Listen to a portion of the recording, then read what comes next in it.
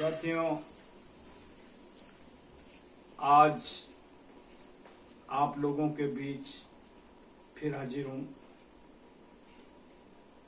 अभिकर्ताओं का संकट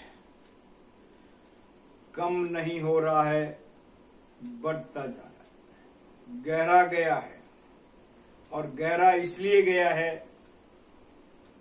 कि आप कहेंगे मैं अपने आप को दोषी दे रहा हूं, नहीं, परिस्थितियां भी ऐसी है। और संकट गहरा इसलिए गया है दोस्तों कि एलआईसी मैनेजमेंट ने भी आपके कुछ संगठनों से बात करी है, कुछ अभी इंतजार कर रहे हैं, कुछ को वार्निंग मिल गया है, कुछ को एजेंसी, इतनी पुरानी एजेंसी पे खतरा की बात कर दी है। मतलब बहुत सारी डिफरेंट स्टोरी चल रही है मार्केट में, और कुछ सत्यता है, कुछ असत्यता है। लेकिन जो जवाब आया है एलआईसी का, वो कुछ एलआईसी के दृष्टिकोण की पुष्टि करता है। दोस्तों, ये संकट गहरा इसलिए भी गया है कि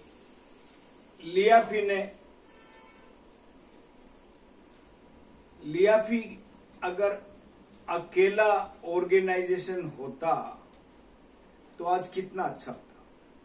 पर अब सब अपने अपनी लीडरशिप लिए बैठे हैं, उनकी चर्चा करने से अब कोई फायदा नहीं है, उनकी अलग अलग होने की बात करने से भी कोई फायदा नहीं है। हमारा अभिकर्ता जिसको जहां जो एक्टिव है उसके साथ जुड़ा हुआ है, लेकिन संगठन में ही शक्ति है, ये हमारी थीम है। और जिस संगठन में शक्ति है उसी का बोलबाला है। लेकिन दोस्तों, हमारे तो अलग अलग संगठन, अलग अलग डिमांड्स, और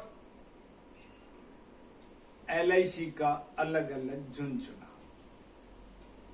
अब मैं इसमें मैनेजमेंट को भी दोष दूं या हमारे अभिकर्ताओं को दोष दूं, मैं तो स्वयं अपने आप को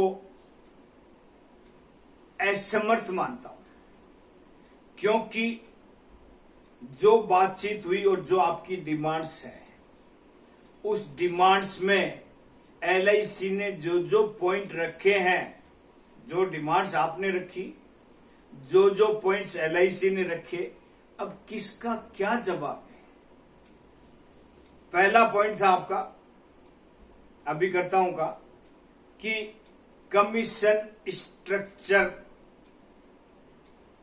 वापस पुराना बहाल किया जाए। एलआईसी का जवाब है कि आईआरडीए ने सारा कुछ जब सिस्टम में बदलाव किया है, और 1 साल का सरेंडर जब हमको देना जरूरी है, और वो सरेंडर इतना देना जरूरी है, तो उसके लिए हम कमीशन में फर्स्ट ईयर में तो कमी करनी ही पड़ेगी, और उसके बिना कोई रास्ता नहीं है। हम उसका दूसरा तरीका निकाल सकते हैं कि एजेंटों को दूसरे तरीके से कंपनसेट करें, through gifts, through prizes, through motivational schemes. ये सब चीजें हो सकती है। अब ये हमारे भाई लोगों को डाइजेस्ट नहीं हो सकता, और एलआईसी कहती है हम इसमें कोई बदलाव करने में असमर्थ है। रास्ता क्या है? रास्ता ही हमारी समस्या का समाधान हो सकता है। आप लोग भी सोचें, मैनेजमेंट भी सोच रहा है। अब देखो क्या डिसीजन होता है। दूसरा, क्योंकि मैनेजमेंट ने बिल्कुल स्पष्ट शब्दों में अपनी असमर्थता जाहिर कर दी है कि we are unable to back commission structure. अब दोस्तों पहला पॉइंट तो ये हो गया। दूसरे पॉइंट में जो आपका क्लैबैक है उसके लिए LIC मैनेजमेंट कंप्लीटली तैयार है। जैसा आप चाहते हैं वैसा करने को भी तैयार हैं और वो उसको लगभग उन्होंने वापस ले ही लिया है।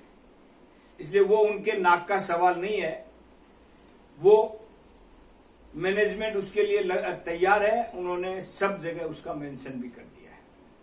इसलिए क्लैबैक के पॉइंट में ज्यादा समस्या नहीं है। तीसरा आप लोगों की डिमांड है higher sum assured. Higher sum assured के लिए LIC ने जो जवाब दिया है, मैनेजमेंट ने, वो जवाब भी वो कहते हैं अभी हमने सारे प्लान का स्ट्रक्चर जो जारी किया है उनमें 19 प्लान्स ही है। हम 19 प्लान्स में जो हमारे को परमिशन मिली हुई है उसके अकॉर्डिंग हमने जारी कर दिया। सम एश्योर्ड उसमें एक प्लान आपके लिए हमने रखा है, जो आप मिनिमम सम एश्योर्ड का बेचना चाहते हैं उसके लिए एक प्लान आपके पास है माइक्रो बचत। और पहले हम माइक्रो बचत बेचते नहीं थे क्योंकि उसकी क्रेडिट नंबर ऑफ लाइफ में भी नहीं मिलती थी, कमीशन की भी क्रेडिट नहीं मिलती थी, डीओज और CLIs को भी क्रेडिट नहीं मिलती थी। LIC ने पहली बार कहा है कि ये क्लब मेंबरशिप में भी जुड़ेंगे, पॉलिसी नंबर की क्रेडिट भी देंगे, प्रीमियम की क्रेडिट भी देंगे, कमीशन की क्रेडिट भी देंगे, माइक्रो बचत करो। हाँ, LIC ये कह रही है कि अभी हमारे बहुत सारे प्लान बाकी हैं, उन प्लानों में जहां भी खिड़की खुल सकती है कम सम एश्योर्ड वाली वो हम जरूर खोलेंगे। पर अभी जो सिचुएशन है वो यही है। अब इसका मतलब क्या है, आज की डेट में ये रास्ता भी, मिनिमम सम एश्योर्ड का रास्ता भी लगभग बंद है। उसके बाद अगला पॉइंट है एज कम करना। मिनिमम और मैक्सिमम एज की जो बात थी उसमें भी कुछ प्लान, मैक्सिमम प्लान में 55 वालों का 50 कर दिया, 60 वालों का 55 कर दिया, और वो हमको सबको तकलीफ दे रहा है कि अब हमारे क्लाइंटेज की साथ इंटरेक्शन करने के लिए हमारे पास विकल्पों की कमी हो गई। बात बिल्कुल ठीक है। LIC ने भी कहा कि हमने इन प्लानों में अब बदलाव नहीं कर सकते। इसके लिए भी हम आपकी बात को सिंसियरली सोच सकते हैं।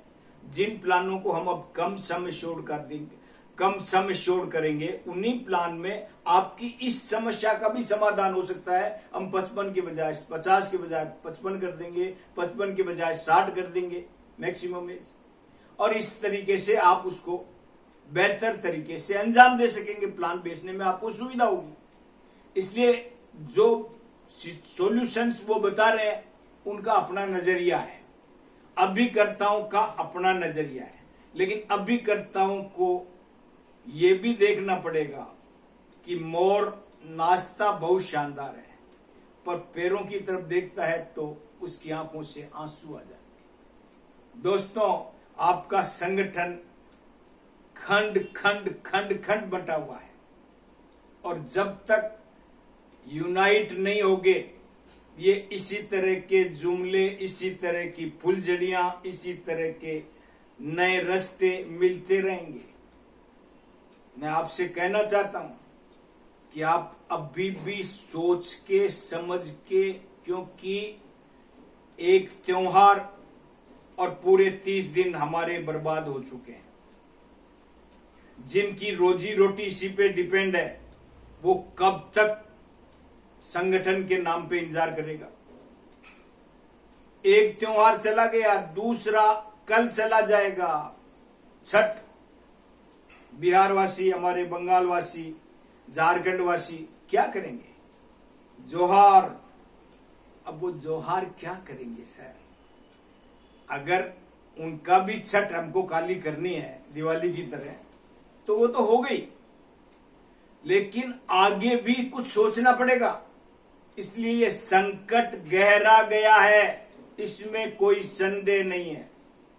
चाहे वो सम एश्योर्ड हो, चाहे वो कमीशन हो, चाहे वो एज एक्सटेंशन हो। हाँ, ये जरूर है कि LIC ने आगे के लिए आपको कहा है कि अभी हमारे बहुत सारे प्लान आ रहे हैं, उनमें हम आपकी सारी इन भावनाओं का ध्यान रखते हुए उन प्लान में ऐसा संशोधन करके IRD से परमिशन मांगेंगे और हमको मिल जाएगी और आपको परेशानी होना नहीं पड़ेगा। आपकी जो बातें जायज है उनके लिए वो सहानुभूतिपूर्वक विचार करने को तैयार हैं, लेकिन हमारे अभिकर्ता भी जिनकी सोच ये पड़ गई कि 1 महीना पूरा खराब हो गया है, आगे क्या होगा, आगे हम काम करेंगे कि नहीं करेंगे, और इसी चक्कर में दूसरा कुछ जगह समाचार ये है कि कुछ यूनियंस लीडर्स पे मैनेजमेंट इनडायरेक्टली स्ट्रिक्ट हो गई है। कुछ यूनियन लीडर्स को अनुशासनात्मक पत्र दे दिए गए हैं, उसमें एक वार्निंग के रूप में लिया जा रहा है और वो उनके कैरियर पे भी खतरा के रूप में देखा जा रहा है। बहुत सारी बातें हैं, बहुत दिक्कत हो रहा है, और इन सब दिक्कतों के, हालांकि मैं आपको आज भी वही बात कहना चाहता हूं कि संकट भले ही गहरा गया है, लेकिन आपको अभी भी अगर संगठन आपका एक साथ आने को तैयार हो तो सफलता आपके चरण चूमेगी, और अगर आप इसी प्रकार से टुकड़ों में मैनेजमेंट के साथ बातचीत जारी रखेंगे तो वही ढाक के 3 पात हैं। और हमारे, क्योंकि आपने देखा पिछले 30 दिन में भी हमारे बड़े एजेंट्स अपना काम कर रहे हैं, उनको कोई मतलब नहीं है उनसे। उनका देखा देखी अब छोटे एजेंटों के मन में भी आ रही है कि हम भी कब तक बैठे रहेंगे। और इसीलिए दोस्तों, अब मैं आपसे कहना चाहता हूं कि इस संकट का कोई स्थायी समाधान करें और हम इसको बड़े ढंग से काम को अंजाम दें। अब मैं आपसे एक ही बात कह रहा हूं, क्योंकि मैं तो आपके साथ बैठा हूं, आपके साथ खड़ा हूं, मैं आपको सारी स्थितियों से अवगत भी करा रहा हूं। मेरा आज का प्रोग्राम था, एक लीडर के साथ बातचीत करी थी और उनकी बातचीत आपको मैं दिखाना चाह रहा था, लेकिन उनके साथ वही अनुशासनात्मक कार्यवाही का उनको टेलीफोन भी आ गया, लेटर भी समाचार आ गया कि आ रहा है, वे है, रास्ते में है। इसलिए मैं आपसे कहना चाहता हूं कि मैं आप लोगों के साथ हूं, कोई दिक्कत नहीं है, पर आप लोग अभी भी अपना एक स्वैच्छिक डिसीजन करें जिससे सब लोग हमेशा गर्व महसूस करें और काम, क्योंकि हमको ये काम पॉजिटिव रहते हुए छोड़ना नहीं है। जितना समय हम व्यर्थ करेंगे हमारा ये समय वापस नहीं आएगा, लेकिन संघर्ष करना हमारे संगठन की भी विशेषता है। इसलिए संघर्ष हमारा, हर जोर जुल्म की टक्कर से संघर्ष हमारा नारा है, लेकिन इस संकट को समाधान करना जरूरी है। मैं कल फिर नई समाचार के साथ आपके पास हाजिर होऊंगा, पूरी अपडेट के साथ, क्योंकि समाचार ये भी है कि जिन संगठनों से वार्तालाप नहीं हो पाया है उनको भी मैनेजमेंट बुला के बात करना चाहता है, उनकी ग्रीवेंसेज भी सुनना चाहता है। उनकी सुनने के बाद जो भी आप सब लोगों का डिसीजन होगा मैं उसके साथ हूं। मेरा वीडियो आपको नए लोग हैं उनको अगर लगा तो वो सब्सक्राइब करें, बेल आइकन दबाएं और नए नोटिफिकेशन पे उनको सूचना मिल जाएगी। आज के लिए thank you, thank you, thank you.